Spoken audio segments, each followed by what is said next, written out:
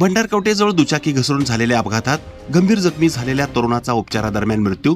Civil पोलिसांची माहिती. दक्षिण सोलापूर तालुक्यातील भंडारकवटे येथून निंबर्गीकडे जाताना दुचाकी घसरून झालेल्या अपघातात गंभीर जखमी झालेल्या सद्दाम कासिम मुल्ला वय वर्ष 28 राहणार उमरज तालुका इंडी जिल्हा विजयपूर या तरुणाचा रविवारी सायंकाळी मृत्यू झाला. मयत तरुण हा दुचाकीवरून भंडारकवटे येथून निंबर्गीकडे निघाला होता. भंडारकवटेजवळ त्याची दुचाकी घसरली. त्यात कानातून रक्तस्राव व डोक्याला गंभीर दुखापत झाल्याने त्याला उपचारासाठी सोलापुरातील श्री छत्रपती शिवाजी महाराज सर्वोपचार शासकीय रुग्णालयात भाऊ अल्लाउद्दीन मुल्ला यांनी दाखल केले होते, परंतु उपचार चालू असताना त्याचा मृत्यू झाला.